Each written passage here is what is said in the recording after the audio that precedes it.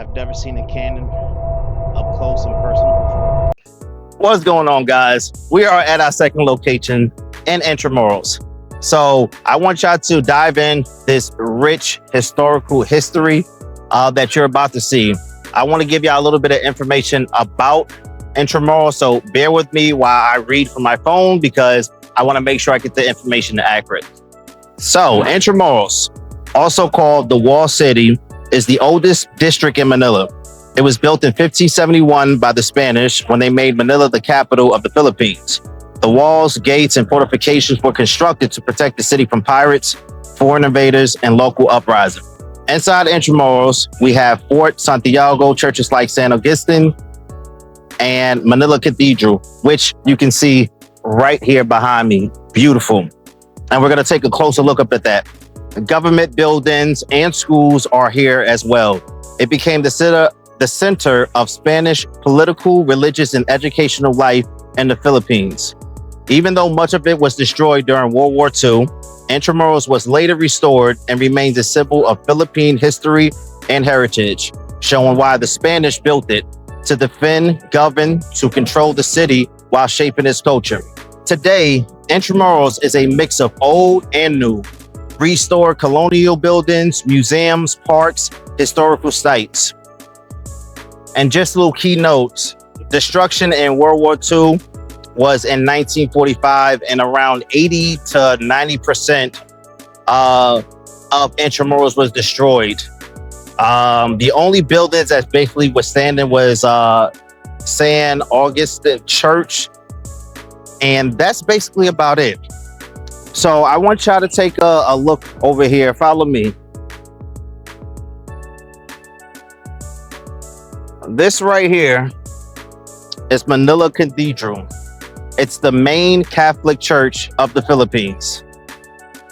So this has been here through the test of times. And when I say it is beautiful, and this is a high tourist spots for foreigners all over the world to come and visit. So I just want y'all to embrace this historical figure right here.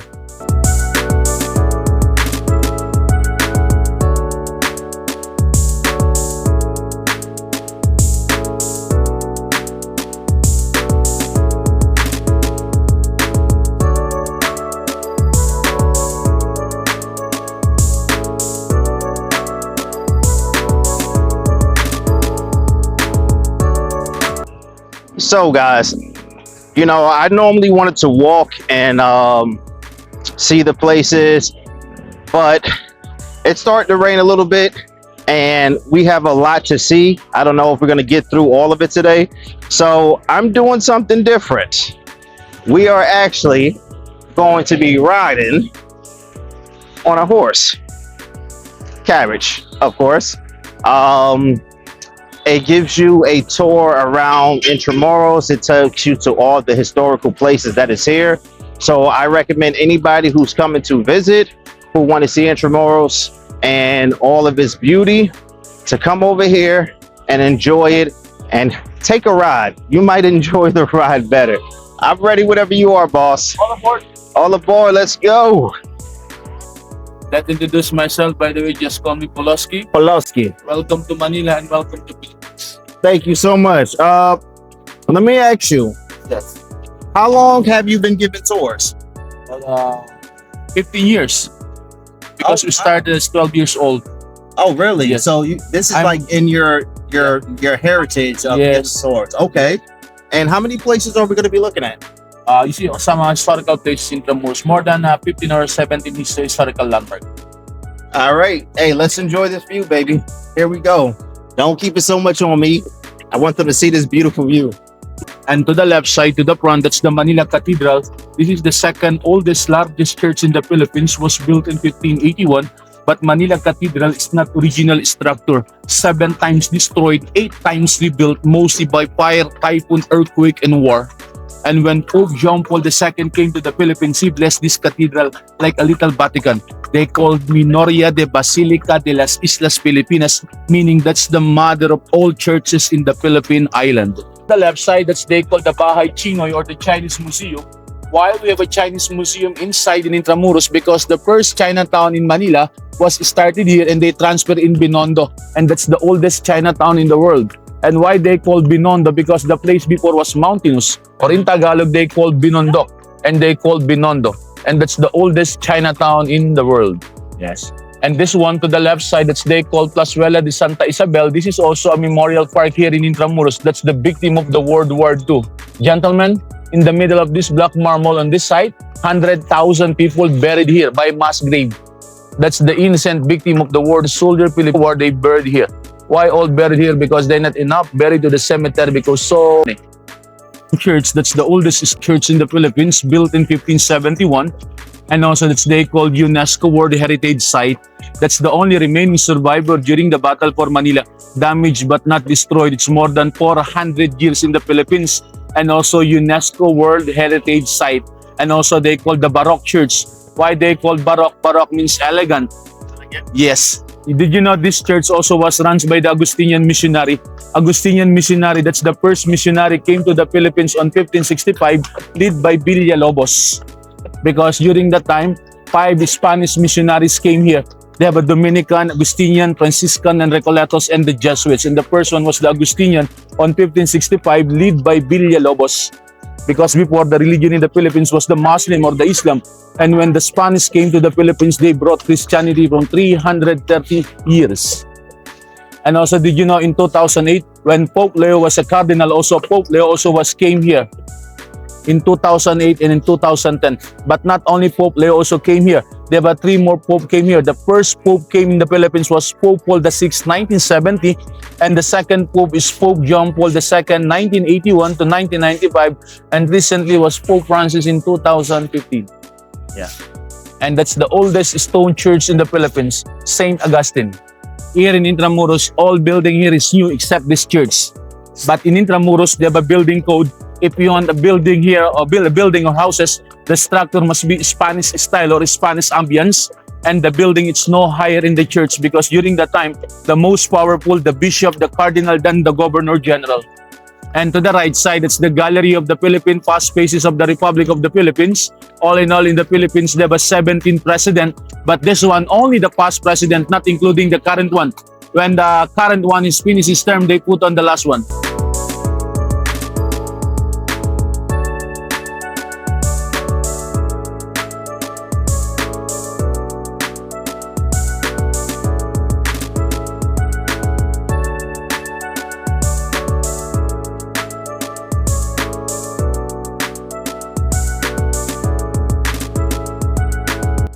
These ruins, during American colony, they used to be a Philippine constabulary or Cuartel de Santa Lucia.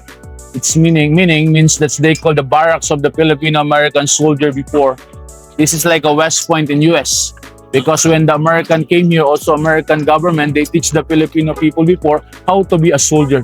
And one of the Filipino soldier before, the native Filipino from Mountain Province, they call the Negritos. And this one to the right side, it's they call Baluarte de Santiago, one of the military defense or military fortification during Spanish colony. But when the British came in 1762, was destroyed by the British. Now the place now they use now also as a function venue for weddings. And also they shoot some local movie and Hollywood movie.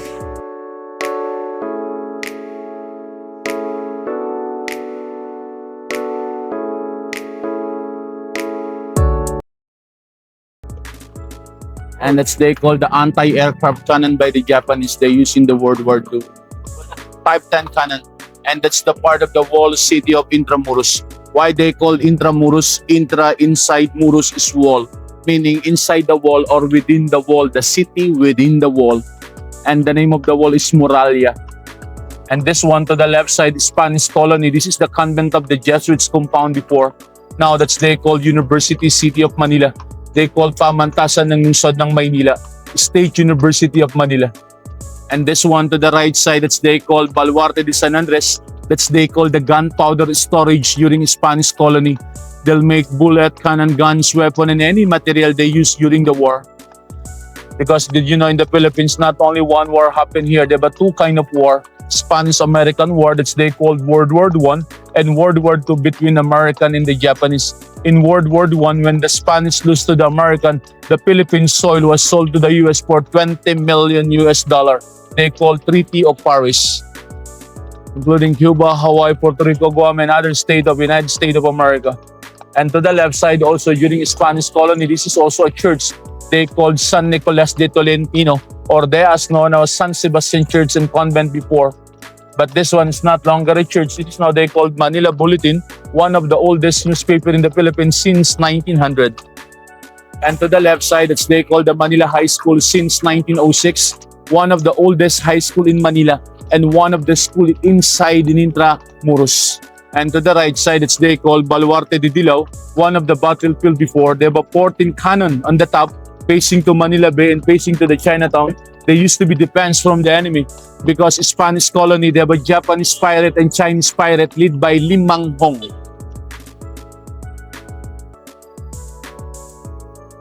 All right, guys, if y'all noticing, we're getting a wonderful tour right now.